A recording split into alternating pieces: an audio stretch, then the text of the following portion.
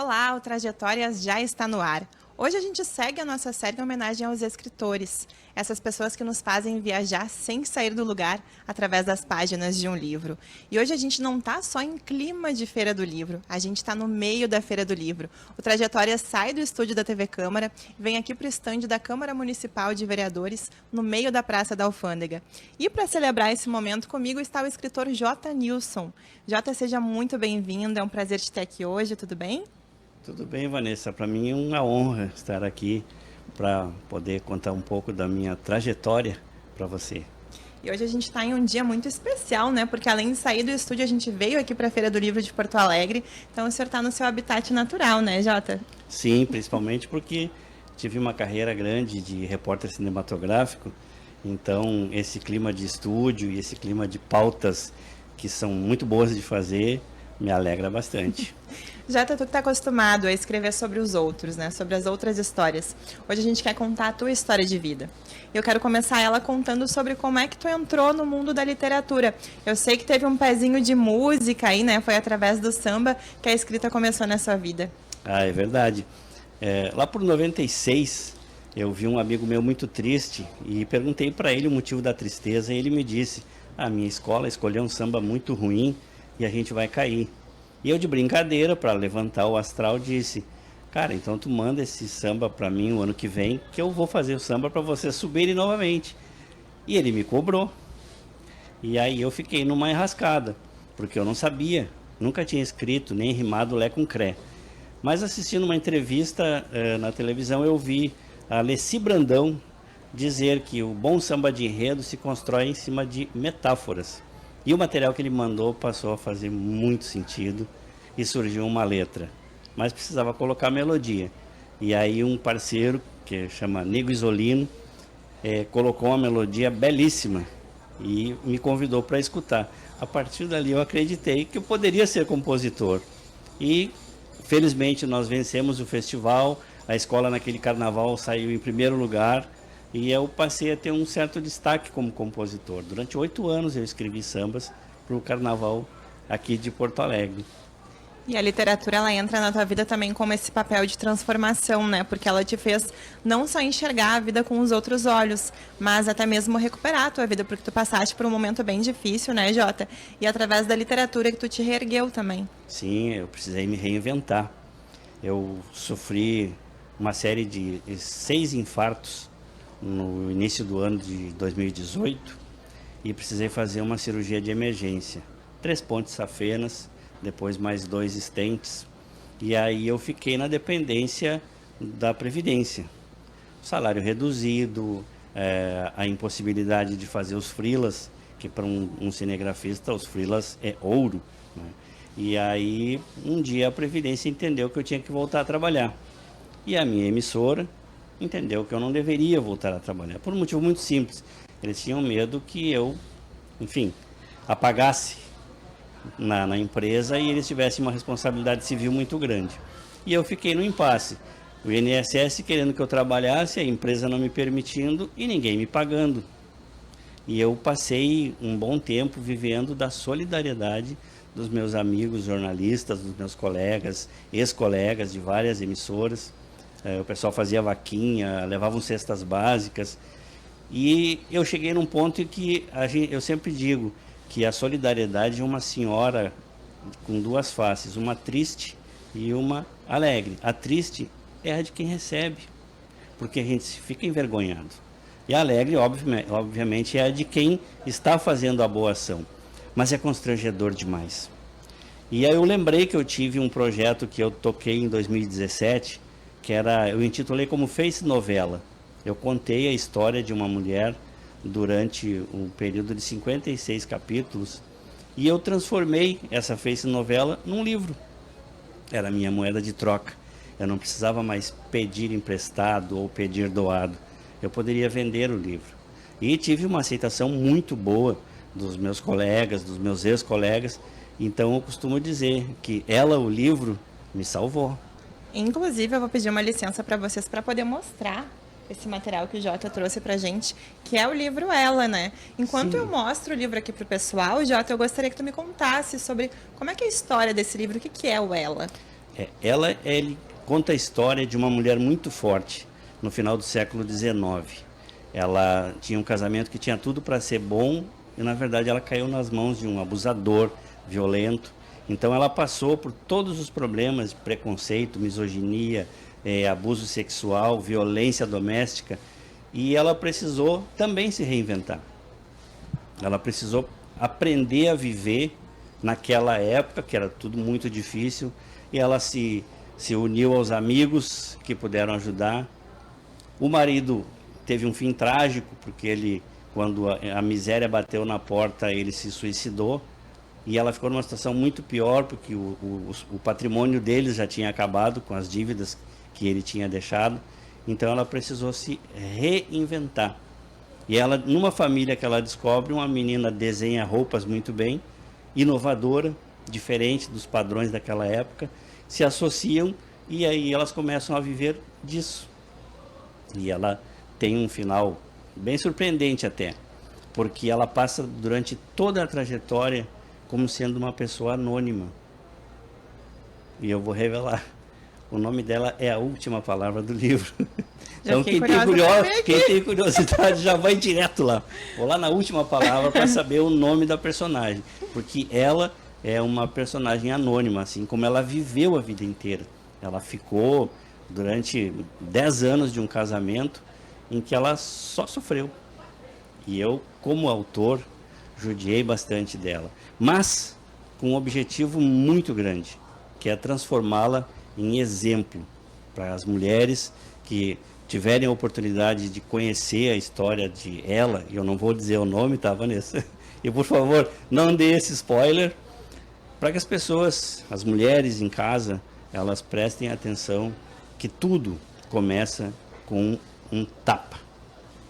E ali, se é permitido, a coisa evolui e fica muito pior. Então, eu gosto muito de escrever sobre mulheres fortes. A causa feminina me atrai. Inclusive, letras de músicas, eu escrevo músicas para mulheres cantarem. E ela é o grande xodó, ela é o grande amor da minha vida. Por quê? Porque me salvou no momento em que eu mais precisei. Eu amo esse nome aqui, mas não vou falar para vocês, é claro. Quem quiser saber vai ter que adquirir o livro, né, Jota? Mas é bem isso mesmo, né, Jota? Eu tive a sorte e o privilégio de ter sido criada por uma mulher forte. Eu sei que eu sou forte, mas eu aprecio quando eu não preciso ser forte, quando eu sou tratada com delicadeza e tudo mais, que é o que a gente espera, né? Que as relações se construam na base da confiança, do amor, sem violência, né, Jota? Ela é um pouco de tudo isso que a Vanessa falou. Ela é um pouco da minha mãe, da sua mãe também. Ela é um pouco de todas as mulheres que têm coragem. Muitas vezes falta iniciativa, mas um empurrãozinho, e eu acho que ela pode dar esse empurrãozinho, é bem-vindo, né, Vanessa? Jota, e como é que vem a inspiração para esses trabalhos? A gente sabe que muitos escritores passam por momentos de bloqueio criativo e tudo mais. Tu já lidou com isso? Como é que tu fez para passar por situações como essa? Aonde que tu busca? Qual que é a tua fonte de inspiração para escrever? Pois é estranho, sabe? Porque às vezes a gente chega a pensar que tem uma entidade que vem aqui e vem te falando, vem te colocando palavras, e eu tenho uma facilidade muito grande para escrever, né? E às vezes uma coisa, um fato já me dá o mote que eu preciso, né? E aí com esse mote eu vou e começo a desenvolver a história, vou criando personagens, e não é nada programado. A minha escrita ela é um pouco diferenciada, né? Tanto que eu chamo de literatura jotiniana, né? Um pouquinho de... Bem específica. Bem específico, né? Então, assim, ela vem sempre num crescendo e as histórias vão acontecendo na minha mente com uma velocidade incrível. Tanto que o último livro que eu escrevi, eu gastei 28 dias. Da primeira palavra à última, 28 dias. Então é muito rápido. Eu tenho uma irmã que é escritora, também é uma... Como é que é o nome dela? É Fátima Paródia, né? Ela é uma inspiração muito grande para mim. E ela passa 1 ano, 2 escrevendo o livro. É claro, ela é escritora. Eu estou escritor. Ela é escritora, né? E as ideias, elas vão se acumulando. Elas vão entrando, vão ocupando espaço, aí uma hora sai por uma janela, outra hora sai por outra, mas vai se somando e o Jotinha vai escrevendo. Então, como eu tenho um tempo livre, que me aposentei por invalidez, eu vou escrevendo. Já tá aí, inclusive, quando eu e a Carol, a nossa produtora, que inclusive está aqui nos assistindo, começamos essa série, a nossa ideia era trazer visibilidade para esses escritores, né? Mostrar a importância que eles têm, mostrar o quão nobre é essa profissão, essa vocação de vocês, né? Que fazem a gente viajar para outros universos através de um livro, nos ensinam através da escrita e da leitura. Qual que é a importância desse fomento à literatura? A gente sabe que cada vez menos as pessoas estão lendo. Por isso que hoje estar num evento como esse, que é a Feira do Livro de Porto Alegre, é mais do que uma celebração, né? De que tem esperança ainda, né? De que a leitura ainda tem muito mundo para percorrer. A Feira do Livro, eu diria que é o evento mais sensacional que nós temos na cidade. Por quê? Porque ela abre não uma porta, ela abre um portal para um universo multifacetado, para que as pessoas adquiram o hábito da leitura, para que os autores possam se divulgar, né, e trazer essa proximidade das escritas para o centro da cidade, para o centro da capital do estado. É a coisa mais fantástica que pode acontecer. Inclusive, nos 50 anos da Feira do Livro, eu compus um samba de enredo para uma das escolas, homenageando os 50 anos da Feira do Livro. Então, lembra dele ainda? Fala um pedacinho para nós. Faz tanto tempo, isso foi há 24 anos atrás, é difícil, a memória não ajuda mais, perdão, mas a memória não ajuda mais. Mas foi para Leopoldina, Imperatriz Dona Leopoldina, né? Um samba bem bacana, na época também fez sucesso. Então, assim, já faz parte da minha vida, né? Eu acho que, sim, existem algumas coisas a serem ajustadas, com certeza. Esse ano me parece que a feira encolheu um pouco de qualidade, vamos dizer assim. Mas enfrentamos uma enchente, uma tragédia que há 80 anos atrás aconteceu algo semelhante. Então é compreensível, né? Mas é bom que a prefeitura, a Câmara de Vereadores, coloque um olhar mais carinhoso, mais estreito sobre a Feira do Livro. Por quê? Porque não é pelo dinheiro, não é única e exclusivamente pelo dinheiro. Que investindo em cultura ninguém perde. Isso faz parte do chavão. Ninguém perde ao investir em cultura. Mas o que acontece? Infelizmente a gente vive uns tempos estranhos na política, ideologias muito agressivas para um lado e para o outro, e a cultura está sendo relegada. Então eu espero sinceramente que o prefeito que foi reeleito fez uma boa gestão ano passado, e espero que nos quatro últimos anos, espero que continue tendo essa boa gestão, que ele coloque o olharzinho dele mais a miúde aqui, sobre a Feira do Livro e sobre os eventos culturais em geral, né? Mas é importante. Já até agora que a gente já conhece um pouquinho do repórter cinematográfico, né? Conhece também o Jota escritor. Quero saber quem que é o Jota quando está em casa, quando está com a família, com os amigos, sozinho. Eu sou um pouco de tudo. Sou cozinheiro, cozinho muito bem. E moro atualmente com a minha tia, que é uma idosa, uma senhora idosa, precisa de bastante cuidados, e um sobrinho também. E eu tenho tratado bem deles, e sou muito tranquilo no meu dia a dia. A minha vida é sem nenhuma coisa importante, gosto de ser muito amigo dos meus amigos, né? E uma coisa que eu digo, a minha mente, ela está sempre fervilhando. Muitas ideias, muitas ideias, Mente muitas de escritor, ideias. né? Mente de escritor, verdade. Né? Então, assim, eu sou um pouco desse suco, sabe? De hoje, mais...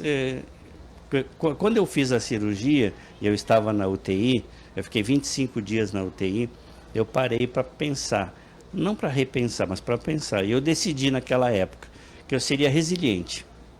Ou seja, eu tenho que aprender alguma coisa com o que me aconteceu. Que eu seria paciente, porque era necessário ser paciente nos dois sentidos, de ter paciência e de ser um bom paciente. Então, tomava injeção na barriga sem problema nenhum e não reclamava. E também eu tive que ser resignado. A resignação com o que me aconteceu, porque sabe quando tu está assim numa frequência altíssima, está trabalhando muito, está produzindo, tu está muito bem com tudo, e aí te tiram a escada e tu cai do 20º andar. Foi o que me aconteceu. Eu estava voando baixo em 2018, apesar de estar já com 55 anos, sabe? Me considerava um jovem e de repente eu me vi incapaz. Me vi incapaz.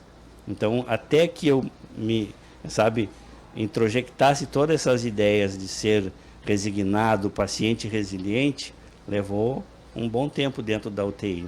E um ambiente de UTI te faz pensar. Por incrível que pareça, tu não repensa, tu apenas pensa. E essa resiliência é uma coisa tão característica do gaúcho, né? É até um detalhe que faz a gente pensar que há alguns meses, aqui onde a gente está agora, estava tomado de água.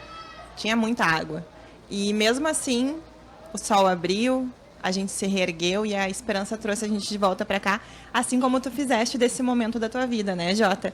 Tu mostrou que ali não estava tudo acabado, bem pelo contrário, estava recomeçando, era uma nova forma de começar a vida, né? Eu tive a minha enchente particular, foi terrível, né? Foram meses de angústia, principalmente quando perdi o benefício, foi bem difícil de continuar. Não nego que pensamentos ruins passaram, porque a gente chega num ponto que se considera uma ameba, para não dizer um palavrão, né?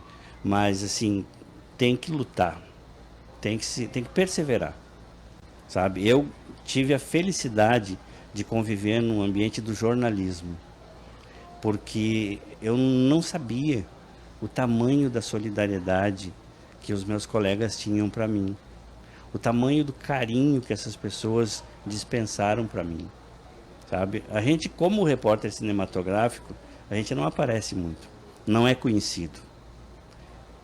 Mas quando acontece uma tragédia dessas, eu tive ajuda de amigos de todas as emissoras, de amigos de rádio, de amigos de jornal impresso, que eu não imaginava. Eu não imaginava, quando eu via de repente tinha alguém me ajudando, porque eu trabalhei na RBS, eu trabalhei na Band, eu trabalhei lá no Jornal Sul, eu trabalhei na Pampa, sabe? Pessoas que eu não conhecia pessoalmente, mas se solidarizaram com a minha história, com a minha necessidade. Então, assim, a minha enchente foi difícil, mas ela passou. E o porto-alegrense também está sendo muito parecido comigo. Mas tu fez o teu barquinho, enxugou a tua água e tá aí nos entregando, né, essas grandes obras, né, tantas coisas importantes que tu trouxeste para nós. Sei que o trabalho nunca para, então vou pedir para nossa equipe para mostrar o livro que nem foi lançado ainda, nem né, foi Jota? lançado ainda. O que Inclusive, vem pela hoje, frente? Hoje, Vanessa, completam-se 180 anos do episódio conhecido como Massacre de Porongos. Episódio lamentável na história da Guerra dos Farrapos, em que os negros, os lanceiros, foram entregues para serem executados, para que não fossem alforriados. E o Guerreiro de Xangô, ele conta um romance do Nego Liba com Nanã. E aí é ambientado no Massacre dos Porongos. Vou mostrar mais um pouquinho o livro aqui. E ele tem toda, inclusive a estética dele, né? Sim. Quem é que faz a estética pra ti, Jota? É tu que pensa nela? Tu tem alguém que te ajuda? Eu mesmo faço com o auxílio da inteligência artificial. Uma outra ferramenta nova É para os uma ferramenta. escritores. Sim, só tem ajudado muito, né? E eu espero que o Guerreiro de Xangô consiga abrir os caminhos. Vai conseguir.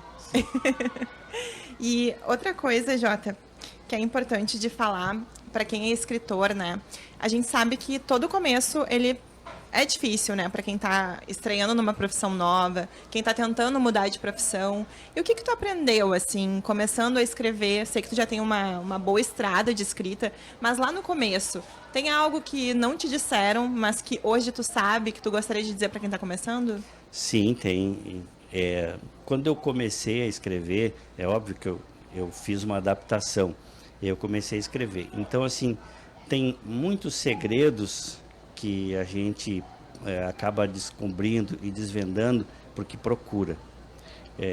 Nada vem assim de graça, ninguém vai bater na tua porta e dizer, olha que eu acho que isso pode te ajudar. Infelizmente, não é assim que funciona nesse mercado editorial. As grandes empresas te querem para eles, mas não querem te remunerar. Então, como escritor independente, a gente precisa cavar uma mina de ouro todos os dias. E é uma mina difícil, mas no final vem a recompensa, né? Só Sim, o brilho. é verdade. Aí quem pode afirmar isso são os leitores. E eu sou literalmente apaixonado pelos meus leitores. Eu sempre mantenho um contato muito estreito com eles através das redes sociais e espero que a partir de hoje, a partir desse programa, mais pessoas me conheçam e tenham acesso ao trabalho que eu faço. E eu costumo dizer que o meu compromisso é com a poesia, o meu compromisso é com uma estrada cheia de letras pelas quais eu transito e a inspiração me ataca na encruzilhada. E o que a leitura e a escrita te ensinaram, Jota? Depois que tu te tornou escritor, o que tu aprendeu? Eu vou te corrigir, eu não me tornei escritor, eu estou escritor. Eu estou escritor. Mas eu aprendi que o universo, ele é muito maior do que a gente pode enxergar. É muito maior. Porque uma simples ideia, uma simples conversa pode gerar uma história muito grande. Eu vinha voltando do Rio de Janeiro, ao meu lado uma moça, e ela me contou um pedaço da história dela, de que o marido dela estava desatencioso com ela e que ela sentia a falta da atenção dele. Eu cheguei em casa e escrevi uma música, uma letra. E foi gravada, inclusive, uma música muito bonita, né, chama Brinquedo Secreto, né, e de uma simples conversa. Então, dentro desse universo de coisas que acontecem ao nosso redor, a gente de repente vai lá e pega aquela Conviveu muito coisinha. tempo com jornalistas, né? Ouvidinho de jornalista. Também. E eu ajudei muito. Eu ajudei muito meus colegas repórteres. Quando eu estive na TV Record, durante os primeiros anos, eu era assim, uma espécie de professor. Tanto que, quando me despedi da Record, eu recebi mensagens de jornalistas me chamando de mestre, dizendo, olha, minha primeira vez em frente à câmera foi contigo e eu só consegui fazer porque tu me ensinou. Então, eu tenho esse orgulho de dizer assim, eu consegui abrir caminho para gente muito boa, pessoal que está em TVs fora do estado, né, representando muito bem o Rio Grande do Sul, né, passaram pela minha lente. E o que seria, né, da gente sem vocês, né, Jota? A gente, eu digo nós repórteres, sem os nossos repórteres cinematográficos, e no teu nome quero agradecer não só ao Jota, ao André, a todos que passaram pela minha carreira também, como também pelos meus colegas que estão aqui atrás das câmeras para poder transmitir esse programa para vocês também, que sem vocês não... Nem adianta dizer, não teria a TV sem vocês, sem o olhar atento de vocês. Jota, quero já ir encaminhando o nosso programa para o finalzinho, eu sei que tem bastante história para contar ainda, mas eu gostaria que tu nos dissesse, por que ler J. Nilson? J. Nilson, quando eu trabalhei na Pampa, o meu chefe, que era um senhorzinho de 75 anos, ele era contra americanismos. O meu nome é Jesse, na verdade. E ele disse, esse nome eu não vou colocar na minha televisão. E eu deixei por conta dele. Quando eu voltei da pauta, ele me chamou num canto e me disse, a partir de hoje, tu vai ser conhecido como J. Nilson em televisão. Aí eu perguntei, J. Nilson? E ele disse, não, J, a palavra J, Nilson. E mais, tu vai ser famoso em televisão. Aí ele me perguntou, o que a tua mãe tinha na cabeça quando colocou esse nome em ti, hein? Então, essa é a história do J. Nilson, né? Às vezes eu até esqueço que o meu nome é Jesse. Jota, então eu quero que tu também reforce, né? Deixe teu recado para quem está nos assistindo. Quem quiser adquirir um livro, quem quiser conhecer mais do teu trabalho, como é que faz? Bom, os meus livros estão publicados na plataforma chamada Clube de Autores. Eu também tenho um site que eu administro chamado literaturajotiniana.wordpress.com. Ali tem todos os links que levam para o pessoal comprar o livro. E eu ficaria muito feliz de saber que você, que está nos assistindo agora, se tornou o meu leitor. Se tu pudesse, Jota, definir ser escritor em uma palavra, qual seria e por quê? Seria, eu vou dizer em inglês, amazing. Amazing. Não tem outra palavra que represente mais ser escritor, porque tu joga com a vida dos teus personagens. Como eu disse, ela eu fiz sofrer muito para que ela pudesse ser um exemplo, né? E tem outros personagens também que no decorrer da trama eles sofreram. Então, por isso assim, ó, é incrível. It's amazing, é maravilhoso mesmo. Verdade. Jota, foi muito bom poder ouvir tua história. Muito obrigada por compartilhar um pouco da tua vida e da tua obra com a gente. Foi um prazer. Sucesso, porque é uma carreira que tem muito ainda para percorrer, né? Muito sucesso e que venham obras novas por aí. Obrigado, Vanessa. E eu quero continuar seguindo essa minha trajetória. Obrigada, Jota. Parabéns. Muito sucesso sempre. Obrigado. Então, esse foi o Jota Nilson, escritor que compartilhou um pouquinho da vida e da obra dele conosco. A nossa série do Trajetórias ainda não acabou, a gente tem outras coisas para trazer para você, então continua ligadinho aqui na TV Câmara, você pode rever esse e outros programas no nosso canal no YouTube. Muito obrigada pela sua companhia e até a próxima.